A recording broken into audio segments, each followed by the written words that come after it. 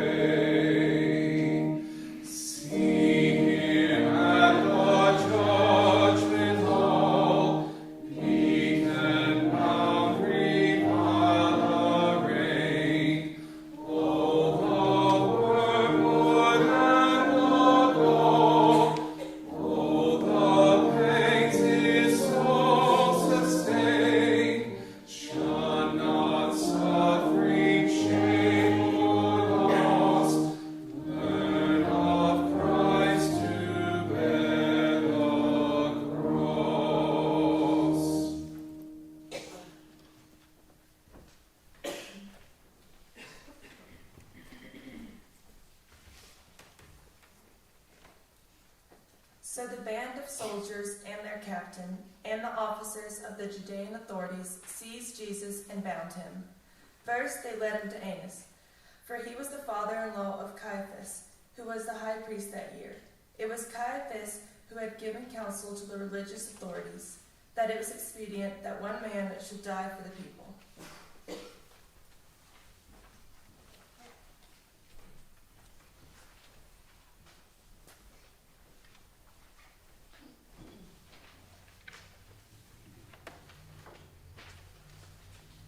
Simon Peter followed Jesus, and so did another disciple. As this disciple was known to the high priest, he entered the court of the high priest along with Jesus, while Peter stood outside the door. So the other disciple, who was known to the high priest, went out and spoke to the woman who guarded the gate and brought Peter in. The woman who guarded the gate said to Peter, "Are you not one of this man's disciples?" He said, "I am not." Now the servants and officers had made a charcoal fire because it was cold, and they were standing and warming themselves. Peter also was with them, standing and warming himself.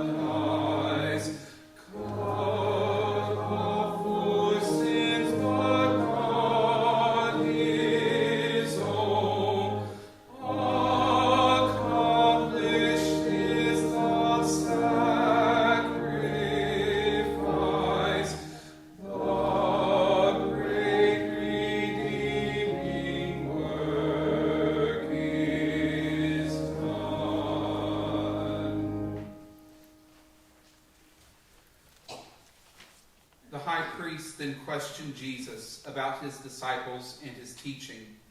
Jesus answered him, "I have spoken openly to the world. I have always taught in synagogues and in the temple, where all Jewish people come together. I have said nothing secretly. Why do you ask me? Ask those who have heard me what I said to them. They know what I said." When he had said this, one of the officers standing by struck Jesus with his hand, saying, "Is that how you answer the high priest?" Jesus answered him, "If I have spoken wrongly, bear witness to the wrong. But if I have spoken rightly, why do you strike me?" Annas then sent him bound to Caiaphas, the high priest.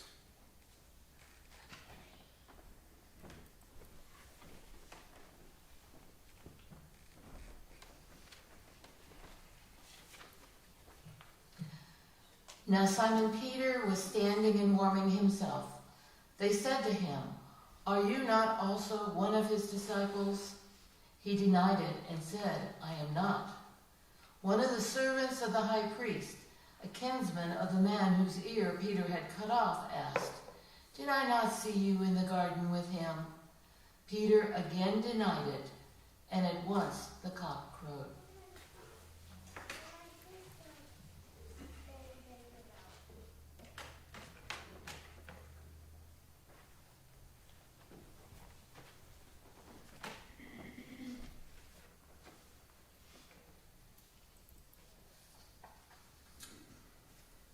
Then they led Jesus from the house of Caiaphas to Pilate's headquarters.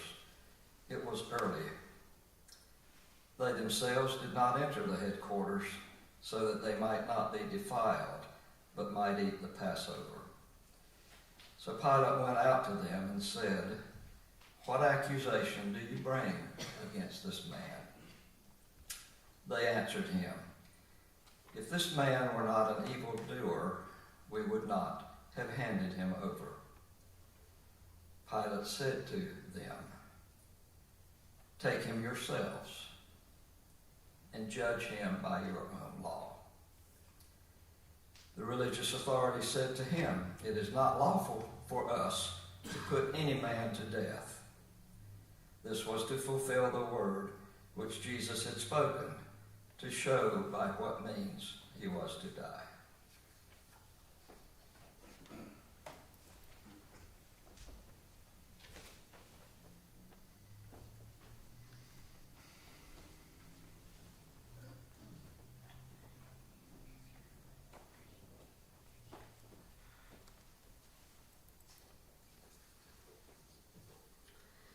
Pilate entered the headquarters again and called Jesus and said to him, "Are you the king of the Jews?"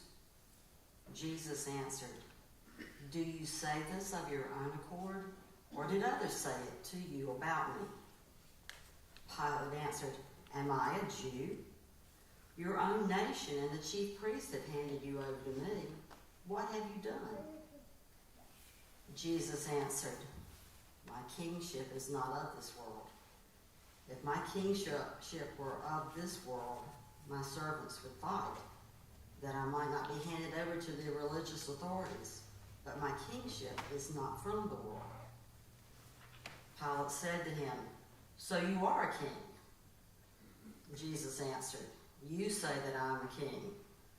For this I was born, and for this I have come into the world, to bear witness to the truth. Everyone who is of the truth hears my voice." Pilate said to him, "What is truth?"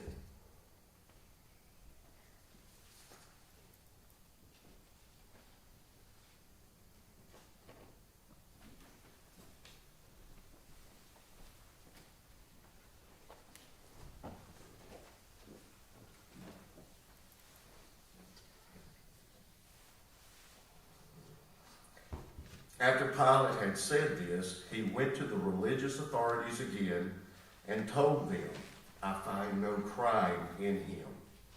But you have a custom that I should release one man for you at the Passover. Will you have me release for you the King of the Jews?" They cried out again, "Not this man, but Barabbas." Now Barabbas was a robber.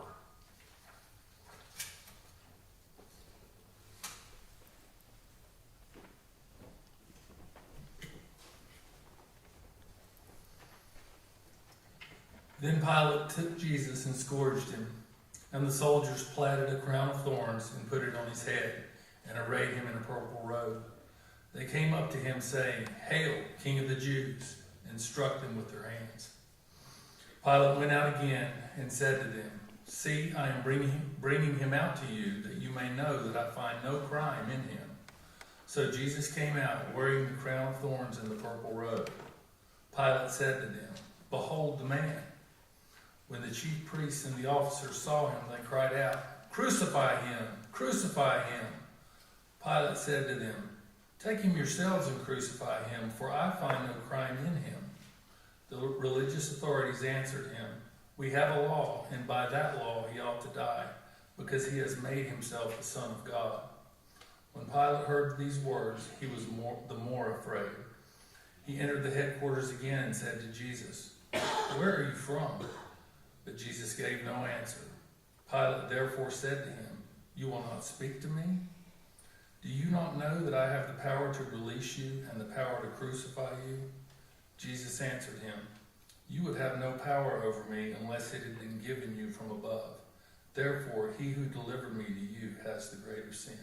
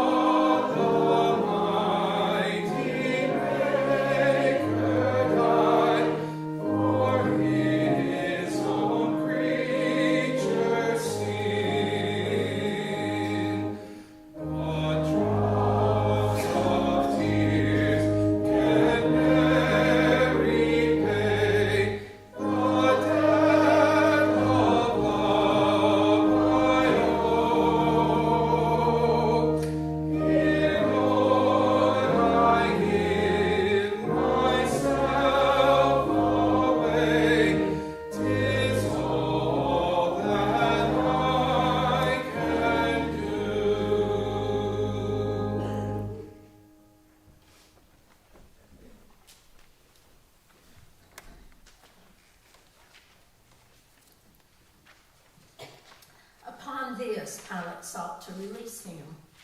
But the religious authorities cried out, "If you release this man, you are not Caesar's friend.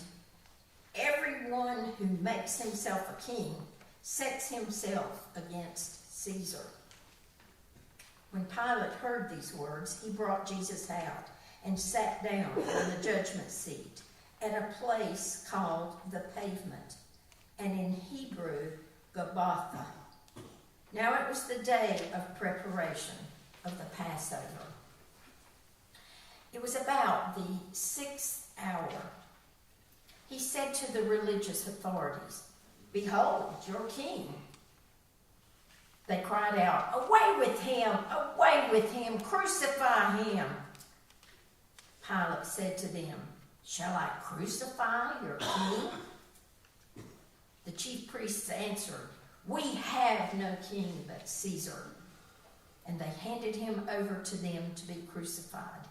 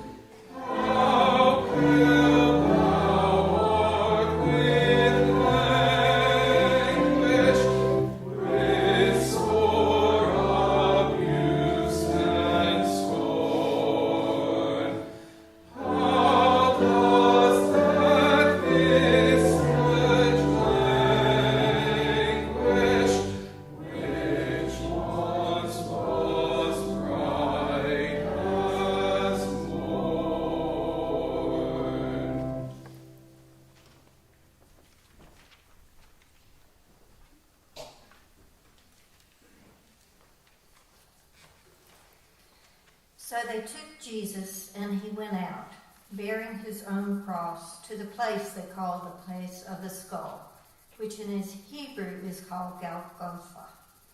There they crucified him with two others, one on either side, and Jesus between them.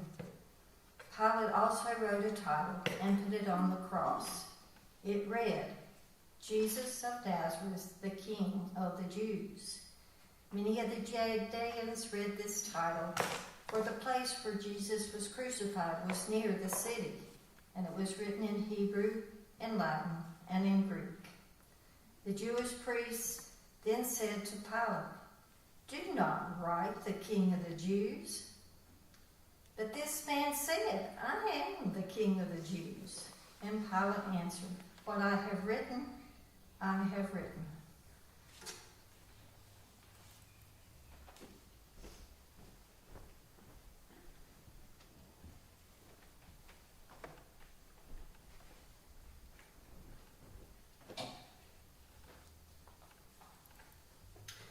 When the soldiers had crucified Jesus, they took his garments and made 4 parts, one for each soldier, also his tunic. But the tunic was without seam, woven from top to bottom. So they said to one another, "Let us not tear it, but cast lots for it to see whose it shall be." This was to fulfill the scripture, "They parted my garments among them, and for my clothing they cast lots."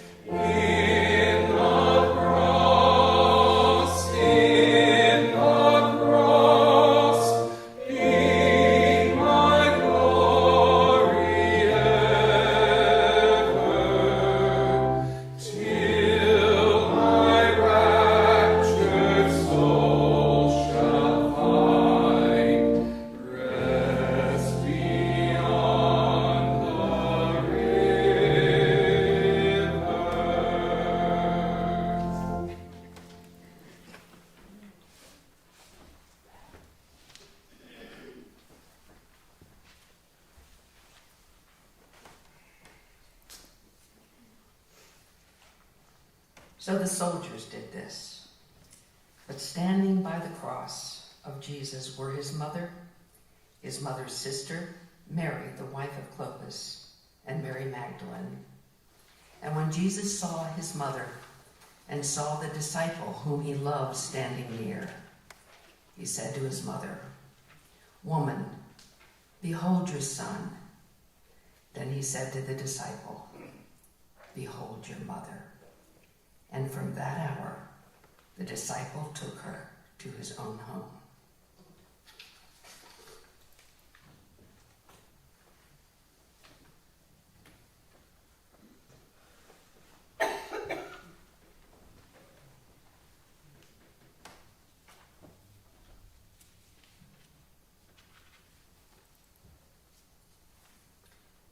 this, Jesus, knowing that all was now finished, and said to fulfill the scripture, I thirst. A bowl full of vinegar stood there. So they put a sponge full of vinegar on hyssop and held it to his mouth. When Jesus had received the vinegar, he said, It is finished. And he bowed his head and gave up his spirit.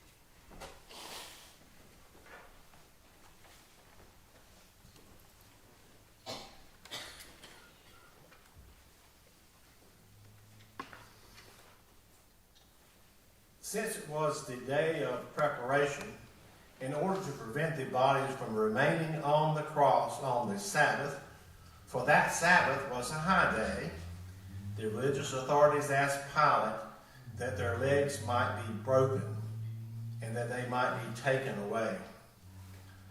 So the soldiers came and broke the legs of the first and then of the other who had been crucified with him. But when they came to Jesus and saw that he was already dead, they did not break his legs. But one of the soldiers pierced his side with a spear, and at once there came out blood and water. He who saw it has borne witness. His testimony is true, and he knows that he tells the truth, but you also may believe. For none of these things took place. For these things took place that the scripture might be fulfilled, saying, not a bone of him shall be broken. And another scripture says, they shall look on him whom they have pierced.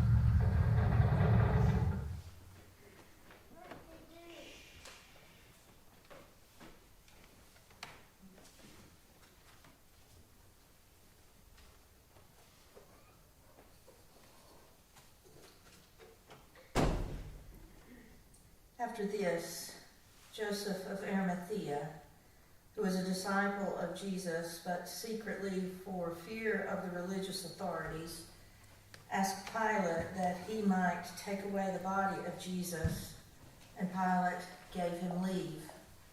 So he came and took away his body.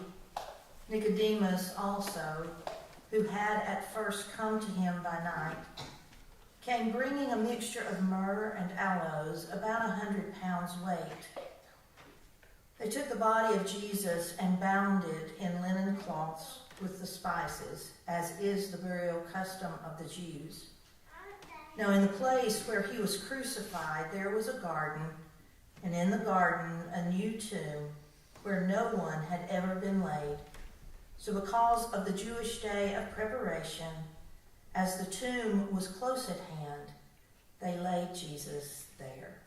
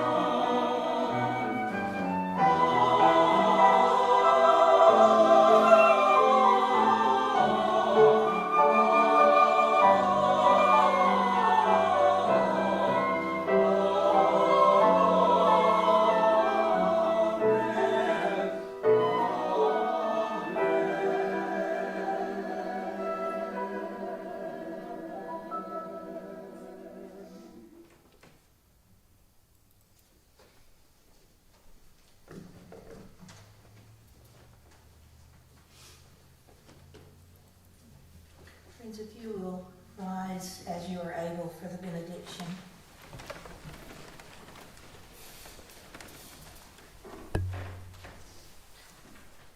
Go in peace. May Jesus Christ, who for our sake became obedient unto death, even death on a cross, keep you and strengthen you this night and forever. Amen.